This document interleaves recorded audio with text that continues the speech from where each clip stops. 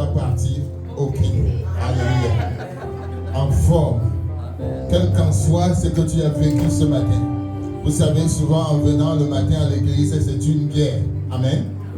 Mais pour repartir aussi, c'est une guerre. Parce qu'on est tellement béni qu'on dit, Seigneur, si on peut construire les tentes ici, et je peux rester ici. Bien-aimés, nous sommes en train de parler du cœur. Amen. Parce que nous sommes dans le mois du cœur. Et pourquoi est-ce qu'on doit insister sur le cœur? Simplement parce que pour que Dieu fasse n'importe quoi, il faut que le cœur soit d'abord net. Il faut que le cœur soit d'abord restauré. Il faut que le cœur soit d'abord guéri. Il faut que le cœur soit délivré, dépoussiéré, en sorte que ce soit le cœur que Dieu veut. C'est ce cœur que Dieu a travaillé dans la vie de David. Jusqu'à ce qu'à un moment donné, Dieu a dit, voici l'homme selon mon cœur. Amen. Il a dit parce que le cœur de David était travaillé. Je voudrais vous appeler à être très attentifs ce matin et de faire de ce message un thermomètre de l'état de votre cœur. Nous avons commencé par examiner le premier type de cœur dimanche passé. Amen. C'était quel type de cœur? Qui peut me rappeler? Nous avons parlé le cœur au bord du chemin. Et nous avons lu pour cela Marc chapitre 4. Et nous avons montré que le cœur au bord du chemin, c'est un cœur qui lâche rapidement, qui abandonne vite. Amen. Et la Bible nous dit dans 1 Corinthiens chapitre 1 Corinthiens, je veux dire Colossiens, pardon, chapitre 2, versets 6 à 7. La Bible dit ainsi donc, comme vous avez reçu le Seigneur Jésus-Christ, marchez en lui, étant enracinés par la foi, d'après les instructions qui vous a été données, et abondez en actions de grâce. Bien-aimé, la demeure de Dieu dans ta vie, c'est ton cœur. Amen. Dis à ton voisin ceci. La demeure de Dieu dans ta vie, c'est ton cœur. Dis-le fort. C'est de là qu'il veut accomplir la mission qu'il a recommandée. C'est de ton cœur que Dieu veut accomplir la mission. Autrement dit, ton cœur est comme le quartier général de Dieu. C'est là qu'il veut gérer toutes les opérations. Et si ton cœur n'est pas celui qu'il désire, il n'habitera pas dedans. Amen. Donc c'est là qu'il veut faire des grandes choses pour ta vie. Ainsi donc, la qualité de ton cœur peut accomplir ou détruire ta destinée. Je reprends. La qualité de ton cœur peut construire ou détruire ta destinée. Examine ton cœur. Alléluia. Alors que nous allons poursuivre avec le deuxième type de cœur ce matin, toujours en réponse à la question, quel genre de cœur as-tu? Je voudrais m'arrêter un instant pour demander au pasteur Yapi de prier pour la suite de ce message. Alléluia. Merci Seigneur. Nous prions. Seigneur éternel, notre Dieu, nous te prions ce matin pour te bénir, te donner gloire et honneur. Nous voulons te célébrer, t'honorer pour ta parole éternelle que tu as transmise de génération en génération, d'âge en âge. Père, nous prions ce jour de recommander le message qui concerne le cœur. Toi, ô Dieu, qui recommande à l'homme de veiller sur son cœur par-dessus tout. Nous voulons recommander chaque personne ici présente afin que de cœur disposé, Seigneur, que nous recevions ta parole, qu'elle nous conduise dans le chemin, la direction que tu as choisie pour nous, afin que, ô notre Dieu, nous soyons ces personnes-là que tu veux, d'un cœur disposé, d'un cœur vraiment humble selon Dieu, d'un cœur qui puisse recevoir de toi et continuer ton œuvre sur la terre des hommes, Seigneur, pour la seule gloire de ton nom. Merci Seigneur de nous assister, Seigneur de nous garder, de nous protéger, de nous disposer à te recevoir au nom de Jésus. Béni sois-tu pour des siècles des siècles. Amen. Amen. Alléluia. Bien-aimés, nous allons dans la parole vivante, la parole de Dieu. Et nous sommes au chapitre 4 de l'évangile de Marc. Marc chapitre 4. Et ce matin, nous allons lire quelques versets. D'abord, le verset 5 et 6. Ensuite, le verset 16 et 17. Marc chapitre 4, versets 5 à 6. Et ensuite, le verset 16 et 17. Nous lisons. Une autre partie tomba dans un endroit pierreux où elle n'avait pas beaucoup de terre. Elle leva aussitôt parce qu'elle ne trouva pas un sol profond. Mais quand le soleil parut, elle fut brûlée et sécha faute de racines. Ensuite, c'est le verset 16 et 17.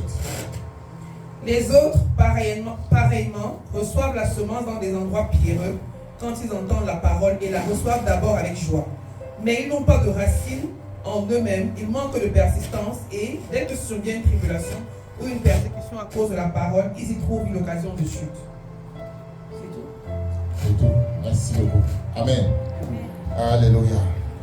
Qui aime la parole ce matin? Alléluia. Qui veut écouter la parole ce matin? Bien-aimé, le cœur au bord du chemin, c'était le premier type de cœur. Et nous allons maintenant entrer dans le deuxième type de cœur. La parole de Dieu ici nous dit au verset 5,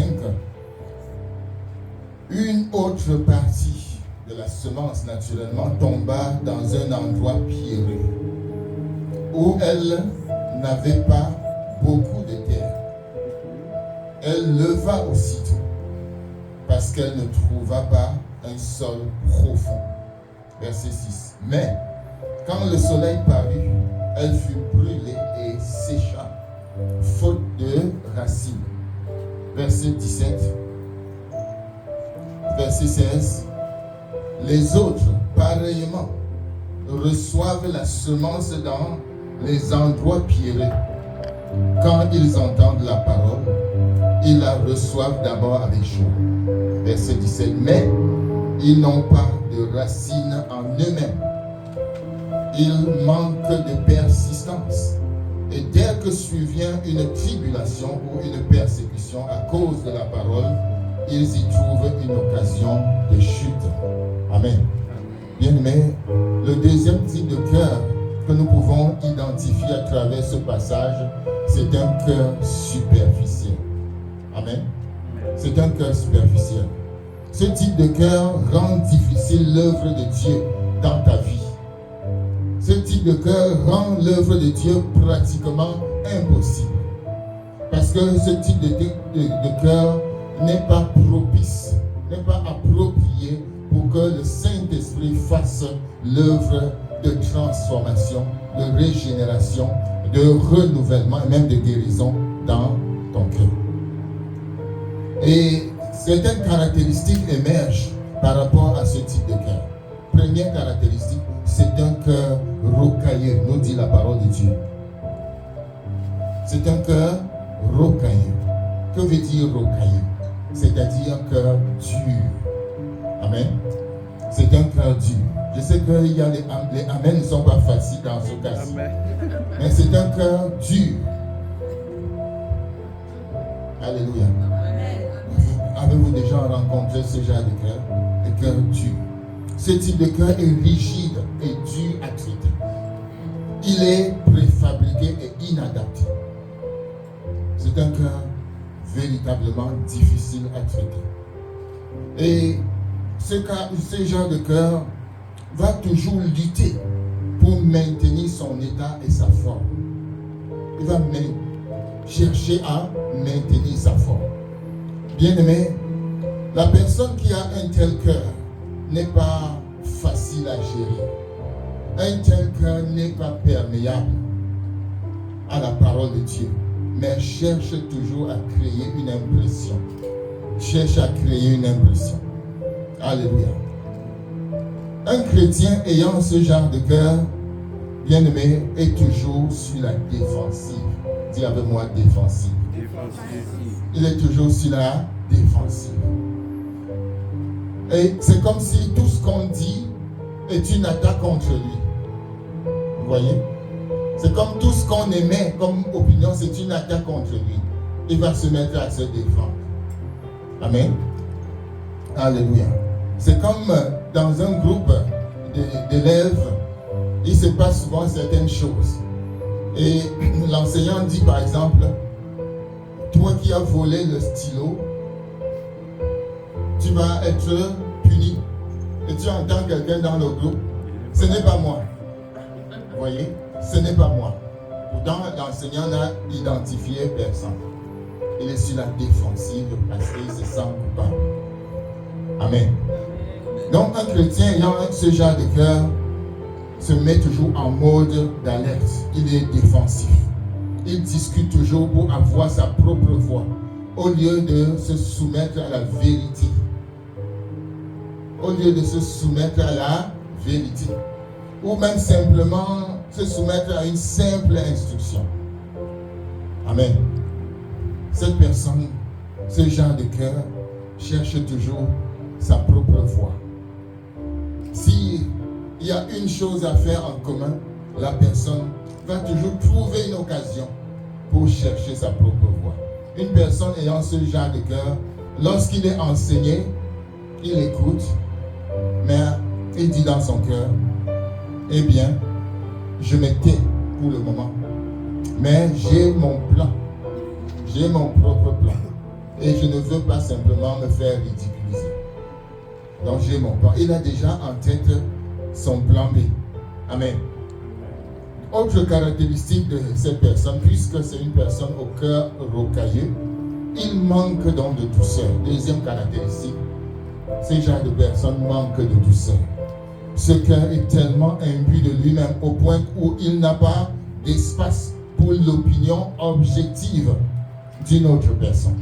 Vous voyez? Il n'a pas d'espace pour l'opinion des autres. Non. Lui, il se suffit à lui-même. Il est rocailleux, fermé, dur, rigide, difficile à manipuler. Mais ce cœur n'est pas très loin de l'orgueil. Il pense que c'est lui seul qui peut changer les autres, mais que lui-même ne peut pas changer, comme une pierre. Amen. Et ça me rappelle l'histoire d'un monsieur qui s'appelait serviteur de Dieu et qui un jour a appelé un autre serviteur, un pasteur, et qui lui a demandé, rappelle-moi, car je voudrais t'enseigner comment être rempli du Saint-Esprit et afin que tu puisses avoir un cœur régénéré. Car je suis l'apôtre de ce petit nombre qui restent et qui sont régénérés. Il a laissé le message comme ça. Et lorsque l'autre pasteur l'a appelé pour lui dire qu'en fait je suis un enfant de Dieu, je suis né de nouveau et je m'applique autant que faire se peut d'aider les gens à entrer dans le royaume de Dieu. Bien-aimé, il y a comme ça des personnes qui pensent que c'est eux seuls qui peuvent donner aux autres. Amen. Et qui n'ont rien à recevoir. C'est comme lorsque nous étions à l'université, dans nos premiers pas de la foi, il y avait des personnes qui circulaient et faisaient certaines choses bien, mais ils avaient certaines positions qui n'étaient pas bibliques. Par exemple, si tu ne te baptises pas par immersion, tu vas en enfer. Est-ce que c'est biblique ça? Est-ce que c'est biblique? Pasteur, est-ce que c'est biblique? Il y a même vu. Est-ce que c'est biblique? Je demande au pasteur Georges. Est-ce que c'est biblique? Si tu ne te baptises pas par immersion, tu vas en enfer. Et c'est pas vous? Non. Amen. Donc, mais ces personnes croyaient qu'ils sont dans la vérité. Et ils pouvaient donc émettre des opinions qui ne sont pas bibliquement défendables. L'homme ou la personne au cœur difficile, au cœur rocailleux, dirige rapidement les paroles vers les autres. Il dirige rapidement les jugements vers les autres.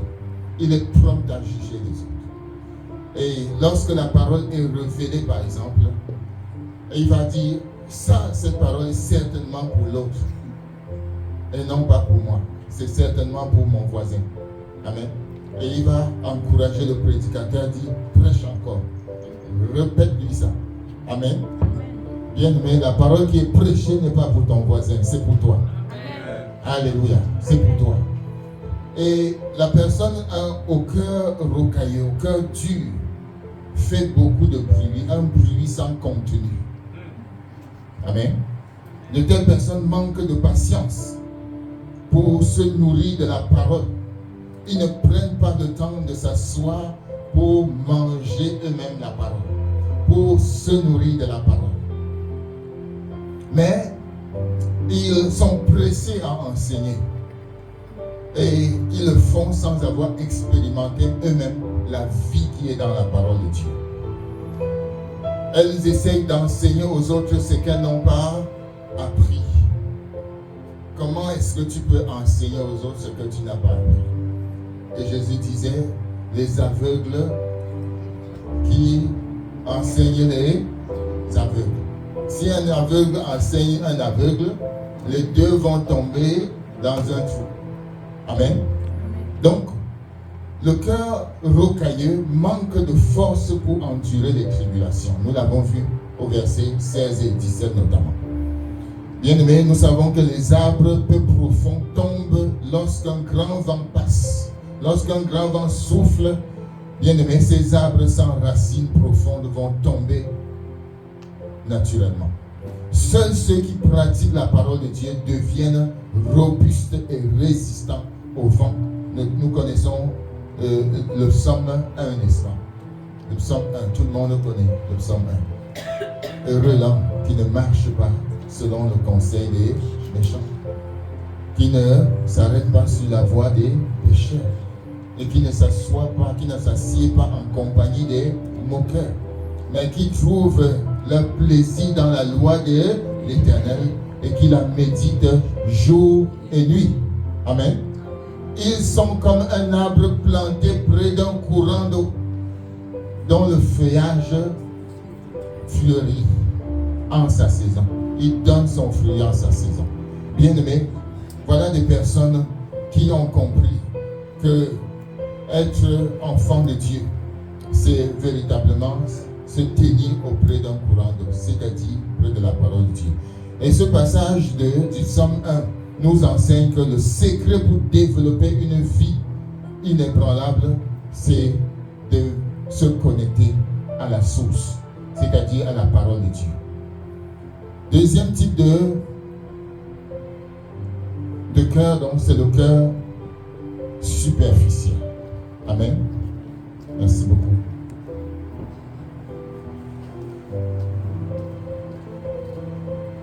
Amen. La Bible dit de nous décharger sur lui de tous nos soucis, car il prend soin de nous. 1 Pierre chapitre 5 verset 7.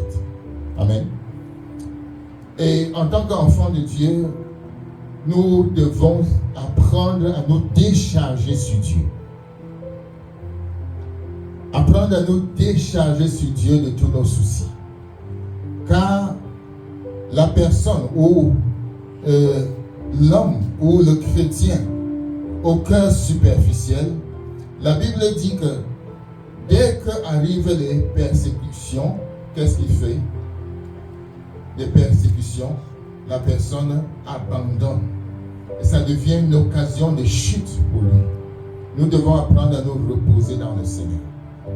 Plusieurs chrétiens savent comment chasser les démons au nom de Jésus.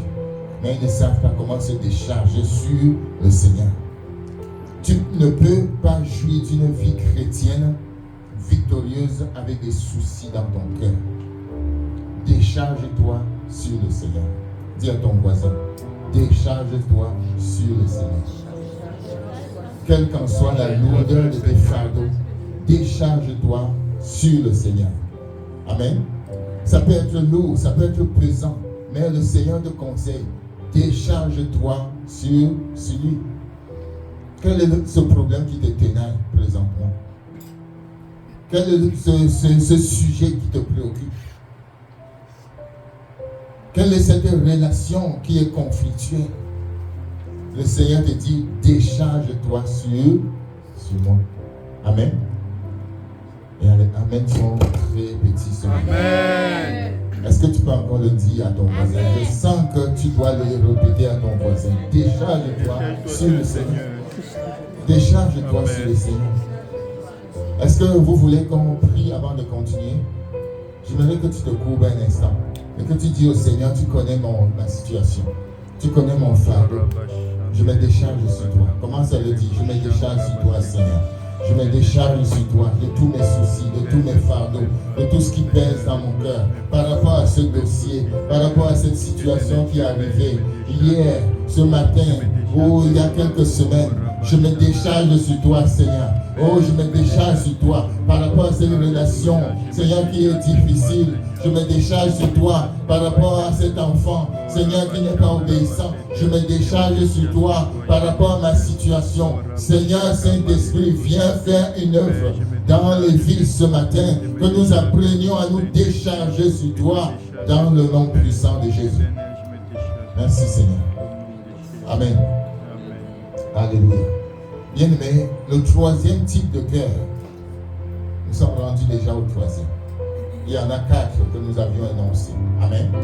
Le troisième type de cœur que nous évoquons ce matin, c'est un cœur compliqué. Alléluia. Un cœur compliqué. Pour cela, nous allons lire toujours dans Marc chapitre 7, cette fois-ci le verset 7, ensuite le verset 18 et 19. Verset 7. Je vais lire pour nous pour qu'on aille rapidement. Le verset 7 nous dit: une autre partie tomba parmi les épines. Les épines montèrent et l'étouffèrent. Elle ne donna point de fruits. Amen. Versets 18 et 19.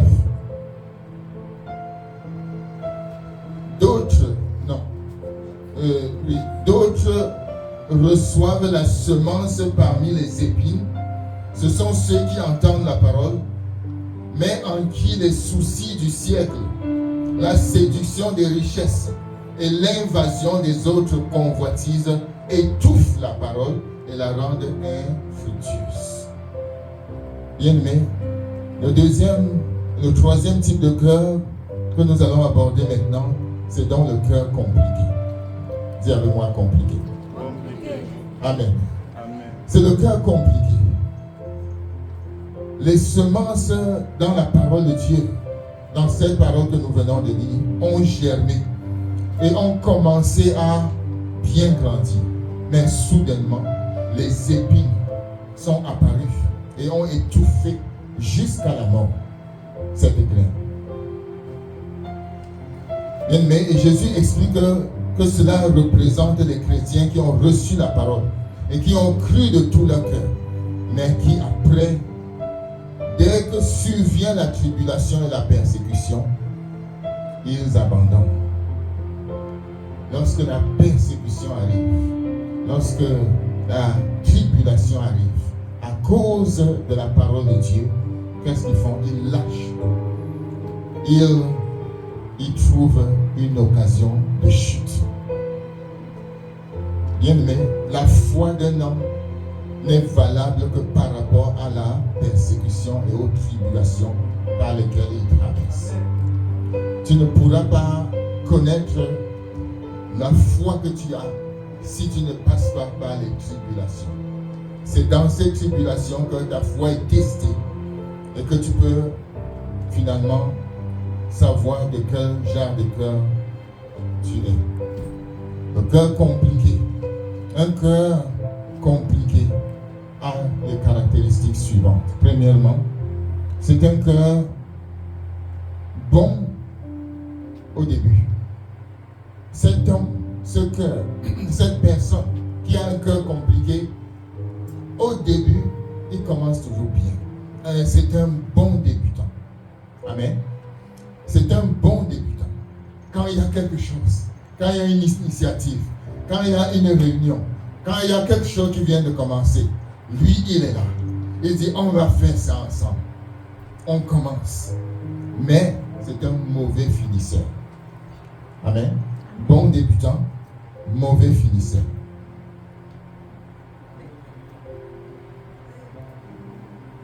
Est-ce que ça te dit quelque chose? Il y a des gens qui ont tout. Quand ils regardent dans le rétroviseur, ils ont commencé tellement de choses, mais ils n'ont jamais fini. Amen. Il faut que tu examines ça. Donc, lorsqu'ils écoutent la parole, ils la comprennent et commencent à la pratiquer. Ils commencent à la lire. Mais malheureusement, ils l'abandonnent à cause des soucis du monde. C'est comme ce jeune homme qui vient de recevoir Jésus-Christ et il aime le Seigneur. Il est content. Mais on l'amène à l'évangélisation. Et sur le champ de l'évangélisation, quelqu'un lui sort une de ses paroles qui le décourage totalement. Parce qu'il n'est pas profond. La persécution vient de l'anéantir. Nous avons certainement dans nos vies rencontré des personnes qui ont bien commencé la vie chrétienne, qui ont été baptisées du Saint-Esprit, qui ont commencé à servir le Seigneur avec zèle, qui étaient véritablement engagés. Mais à un moment donné, il y a un froid qui est venu sur eux et ils se sont retournés dans le monde. Ils ont retourné complètement. Certains chrétiens s'engagent à servir Dieu dans un ministère particulier. Et lorsque vient une situation, ils abandonnent leur poste et s'en vont. Bien-aimés, ce sont des bons débutants, mais des mauvais finisseurs. Alléluia. Dis à quelqu'un, il ne faut pas qu'il en soit ainsi de toi. Il ne faut pas qu'il en soit ainsi de toi. Quand tu commences, tu dois achever. Alléluia. Bon débutant, bon finisseur. Et il est important que cela change cette année. Amen. Nous sommes de la génération qui doivent commencer et achever. Amen. Ça sert à quoi de commencer, d'être zélé, d'être bon là, zélé. Après un moment, comme s'il n'avait jamais connu le Seigneur.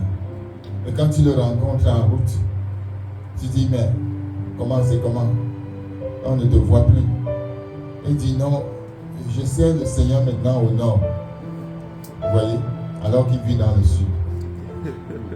Bien-aimé, ce genre de personnes, c'est vrai, on ne doit pas les condamner. C'est un combat. Amen. Mais nous devons nous armer de la pensée que la vie chrétienne n'est pas un contrat à durée déterminée. Amen. Mais la vie chrétienne, c'est un engagement jusqu'à la fin. Vous connaissez certainement le chant. Jusqu'au bout, je vais te suivre. Et c'est ça notre engagement. Deuxième caractéristique de ce cœur, d'un cœur compliqué, deuxième caractéristique, c'est submergé par des ambitions. Beaucoup d'ambitions. Il a beaucoup d'ambitions. Il a des projets éléphants. Dis avec moi, projet éléphant. Amen. Vous savez, c'est difficile de manipuler un éléphant, n'est-ce pas? Et cette personne a plusieurs ambitions. Il a la volonté. Il connaît très bien aussi la volonté de Dieu. Il sait que Dieu lui demande de faire des choses.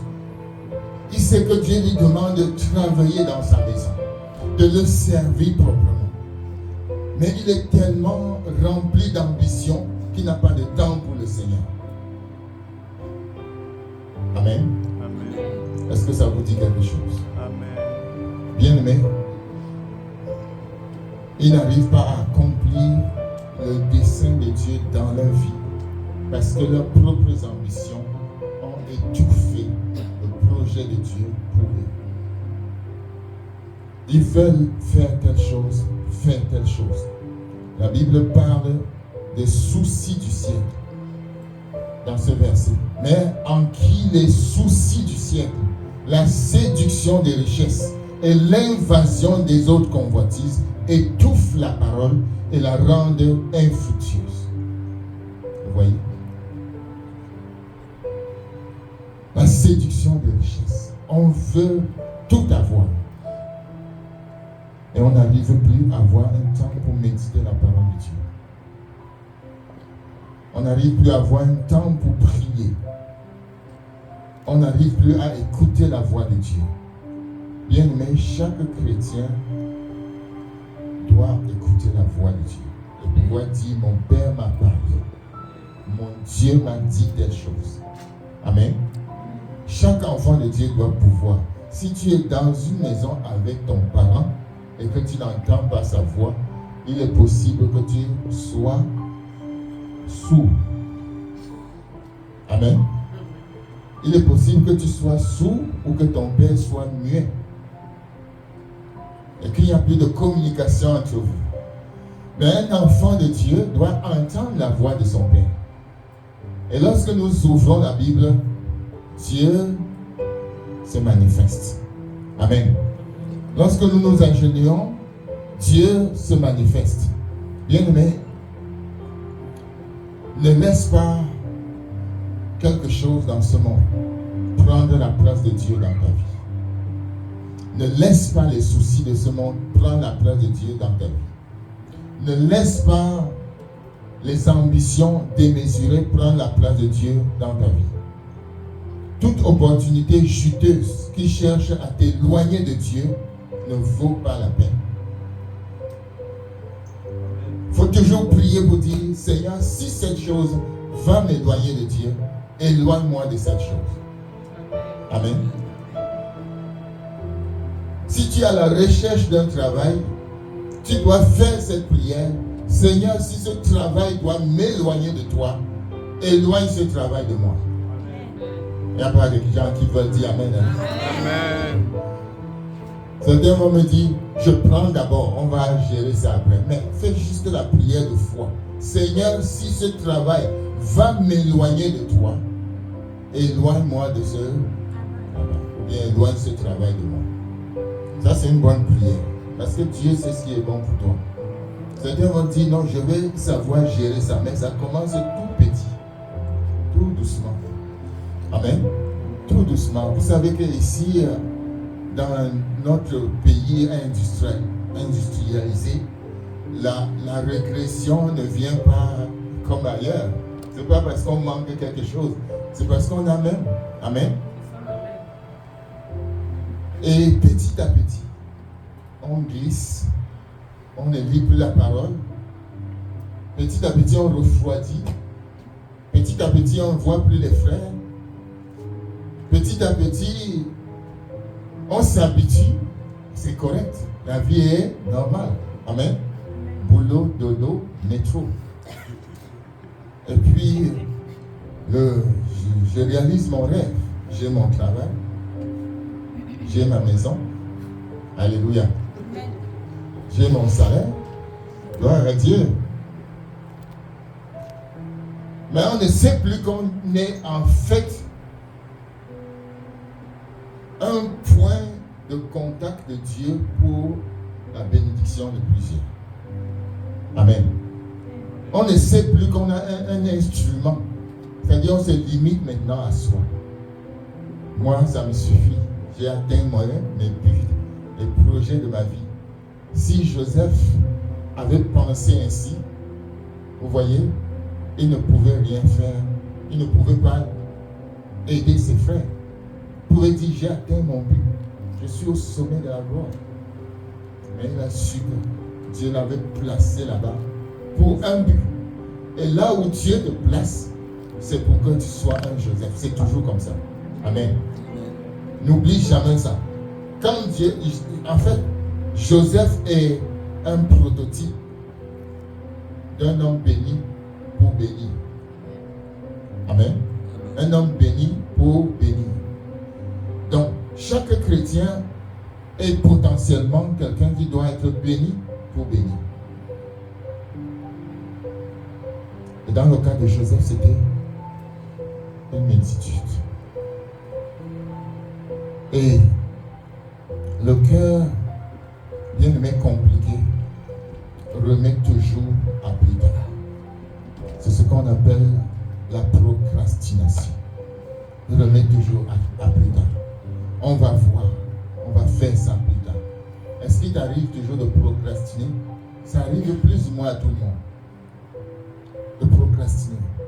Quelqu'un te dit, prie pour moi. Tu dis, yes, je veux prier pour toi. Je veux prier le soir. Quand quelqu'un dit, prie pour moi, c'est le présent. Amen. C'est, prie pour moi, c'est tout de suite.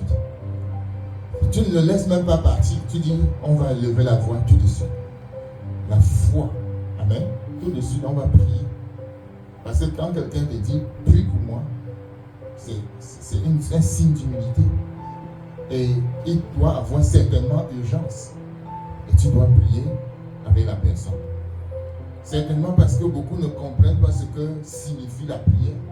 Bien aimé, la prière, c'est la solution de Dieu pour les hommes. Dans n'importe quelle situation. Quand quelqu'un te dit, prie pour moi, lève seulement ta voix, tu commences à prier. Quelqu'un dit Amen. Amen. Dis à quelqu'un à ta droite, prie pour moi. Alléluia, prie pour moi. Est-ce qu'on peut commencer à prier? Commence à prier pour la personne à côté de toi. Prie pour lui. Dis au Seigneur, prends en main sa situation. Commence à prier. Prends en main sa situation. Prends en main sa vie. Prends en main. Contrôle toutes choses dans sa vie. Contrôle toutes choses dans sa vie. Prends sa vie, Seigneur. Conduis-le. Conseille-le. Conduis-le. Conseille-le. Et le regarde, Seigneur, sur lui. Façonne sa vie, Seigneur, de façon qu'il entre, Seigneur Dieu, dans ton projet pour sa vie. Seigneur, qui ne s'écarte ni à gauche ni à droite. Dans le nom puissant de Jésus. Conduis, Seigneur, ô Dieu des cieux, des bien-aimés. Conduis tes bien-aimés. Et fais un miracle. Opère un miracle dans les vies. Que tout ce qui ne tient pas, Seigneur, Dieu des cieux, s'arrête. Que tout ce qui n'est pas de ta gloire s'arrête dans les vies. Que tout ce qui n'est pas de toi, Seigneur, cesse aujourd'hui. Que toute semence que tu n'as pas semée, Seigneur Dieu des cieux, soit brisé. Que tout cœur dur, compliqué, Seigneur, soit renversé dans le nom de Jésus. Seigneur, tu as fait la promesse de nous donner des cœurs de chair, des cœurs doux, des cœurs dociles. Fais grâce au nom de Jésus-Christ. Au nom de Jésus-Christ.